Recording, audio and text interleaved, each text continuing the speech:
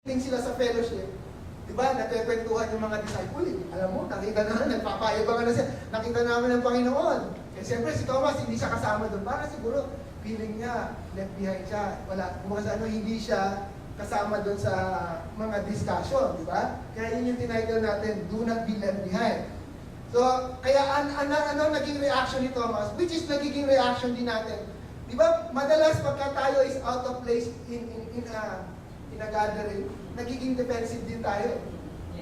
Eh, di ba? Di ba parang yung pinag-uusapan nila tungkol sa, sila, nanood sila ng sine, pinag-uusapan nila yung pinanood nila, kaya pagdating mo, out of place ka, you feel left behind. Kaya ikaw naman, magiging defensive ka, you know what, hindi naman maganda yung pinanood nila eh. Di ba? Sometimes we have that kind of tendency, and this is what happened with Thomas. Pagdating niya doon, nag-uusap yung mga disciples about the resurrection of the Lord Jesus Christ, and then, ano sinabi niya, I won't believe. Hindi ako maniniwala. Una, hindi kasi ako kasama sa inyo. Pero hindi ako maniniwala. Ang sabi niya, not, I have my doubts. Sabi niya, not I'm having troubles accepting it. And no, you're kidding me, right? Parang, yun yung sinasabi ni Thomas eh. Are you joking? Are you kidding me? Siguro yun ang sinasabi ni Thomas. Ang sinabi ni Thomas, no, I will not believe. And this is a very dangerous preposition of Thomas. Kasi, you know, like what I was telling you a while ago, yung mga disciples din naman, nag-doubt din naman sila.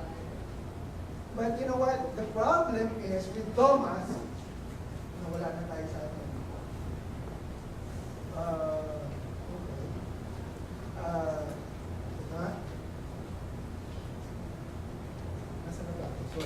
So, the problem with Thomas is that yung iba, nagkakaroon ng doubt, pero si Thomas lang ang nagsabi na, I would not believe. Diba? Pwede naman na nagda-doubt siya, pero he could keep it for himself. Pero he was so vocal about it na hindi ako maniniwala. Diba? To see is to believe. Yun yung sabi ni Thomas. Okay, balikan na muna sandali. Saan ba? Okay, the other disciples may have had their doubts until they saw Jesus, but they never said, I won't believe. You know, ang question natin ngayon is, how do we minimize or avoid doubt? Ito yung lessons natin kanina, di ba? Ano sabi natin? There is blessings in there is blessing in presence. Yun yung ating topic. Ito mo lang, ha?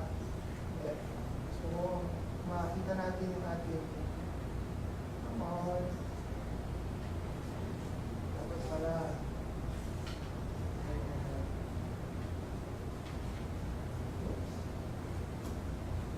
yan.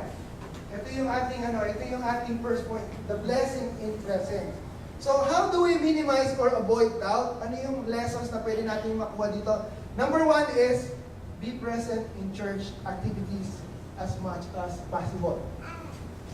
Okay? Ang haba-haba naman ng introduction mo, yun lang pala ang gusto mong sabihin. Tsaka ano ang connection nito dun sa pinag-aaralan natin na to be present in church activity? Okay, let me tell you.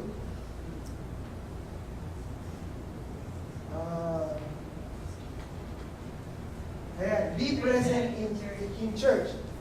Sinabi ko na lang doon sa baba, as much as possible. Kasi alam naman natin, di ba, na minsan there are circumstances na hindi natin talaga madala. Be present in church activities as much as possible. Why? Because Thomas was not present during the fellowship on the first Sunday. Di ba? When the Lord first showed up with them, He was not present. He was absent. And the question is, how many times the church assembled, how many times church worship, fellowship, and studies or work that we are not present? Kung tatanungin natin yung sarili natin, how many times na hindi tayo present sa church activities? And nakita natin ito kay Thomas, di ba? He was not present during the first week. Kaya ang sabi ko nga, you know, there is blessing in the presence of the church. Those who are present, they have benefits. And those who are absent, they do surely miss something. Do you agree? Amen. Right, di ba? And the question is, why do we miss? It's so much when the church, why do we miss it so much when the church assemble? Bakit ba lagi natin namimiss minsan yung ating church? Okay? And why are we not there while the Lord is already there? Bakit ba minsan wala tayo dito pero ang Panginoon nandito na? You know, what will you do just to be in the fellowship if Jesus would be there? You know, that's a good challenge for all of us. Diba, alam natin na minsan andito na ang Panginoon, pero ano yung bagay, tatagalugin ko na lang, ano yung bagay na pwede nating idahilan para hindi tayo pumunta dito kung alam natin na ang Panginoon nandito na? Diba? Well, of course, ang sabi ko nga kanina, be present in church as much as possible. Kasi meron naman mga valid reason. Pero kung tayo, you know, we have to evaluate. Ano ba yung reason natin? What will you do, what will you not do just to be in the fellowship if Jesus would be there? You know, others do anything just to escape or to get excuse.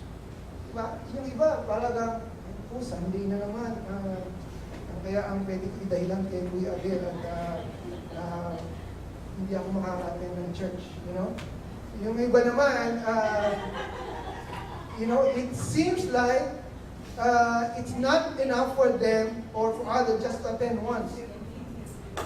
You know, parang yung sa iba, parang okay na, at least once nakatin na ako eh. Diba? Parang enough na yun. You know, to have that 2 hours during Sunday seems to be okay with them, and they keep on looking at the time. May iba sa atin, talagang nagmamadali. Tagal na akong mag-speak ni Brother Abel. Diba? Parang, ang tawag nila, parang sinisilaban. Diba? Parang, you know, let us not forget what Matthew 18:20 say. Remember Matthew 18:20 say? Ano sabi sa Matthew 18:20? For where 2 or 3 gather in my name, there I am with them. Okay. Sasabihin niya, Brother Ben, ano tayo, hermeneutics tayo. Okay, hermeneutics, pinag-uusapan ito when there is disagreement. Kaya sabi ng Panginoon, papuntahin mo yung isa, papuntahin mo isa, at pagka nagkasundo sila, I will be there in their midst. But you have to remember, the church is a place where we could all agree. Eh kung nga nagtatalo sila, pupunta ang Panginoon, how much more here na mag-worship tayo? So the Lord will be here. Pero ang nakakalungkot is, alam natin marami na ang Lord nasa church. Pero, you know what? Bali, Sunday na lang, next Sunday na lang ako atin. Habol na lang ako. Or, you know, sige, di bali, okay na, nakatin naman ako once, di ba? You know, sabi ko nga, let's try to evaluate ourselves.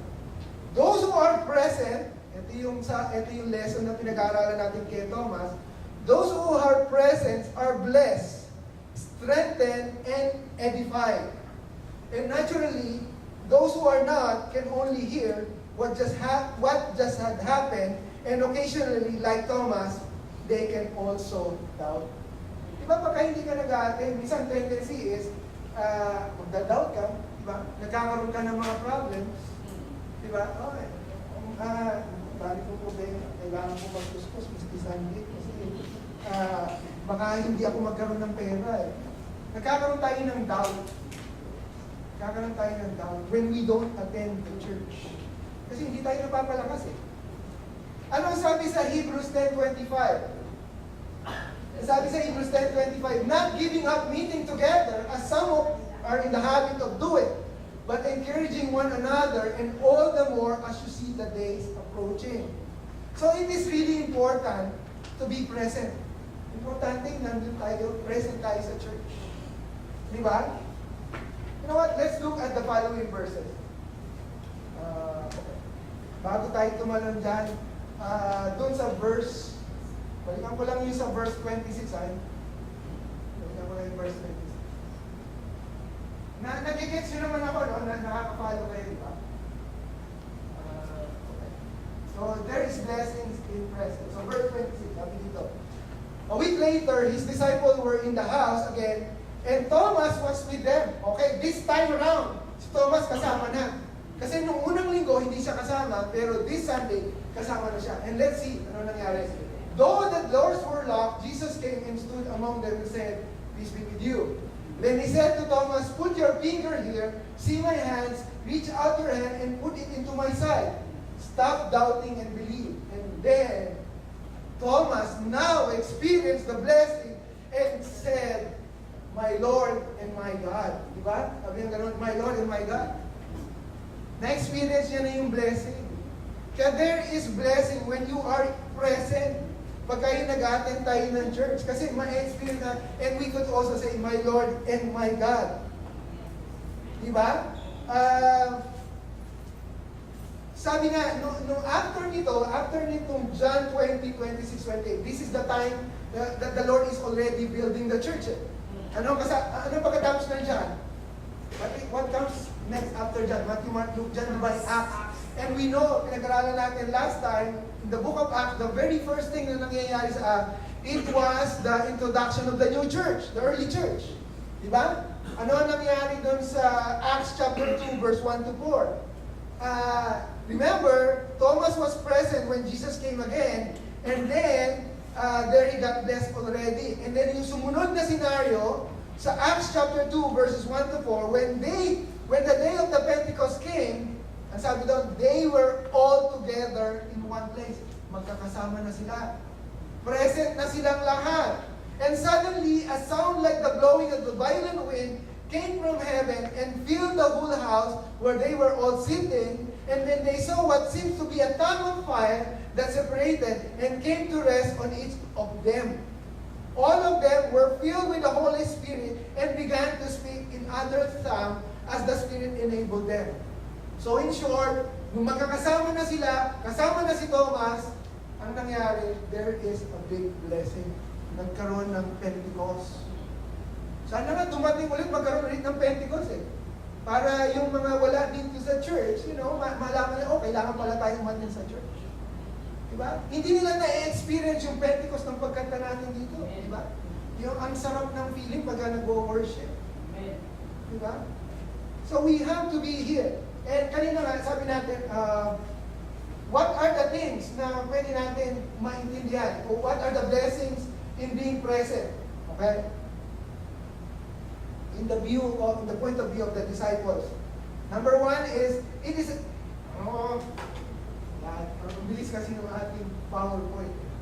Okay, sabi ka naman, it is a big factor in our spiritual growth when we are present. And that is true. We are present in worship service. We are present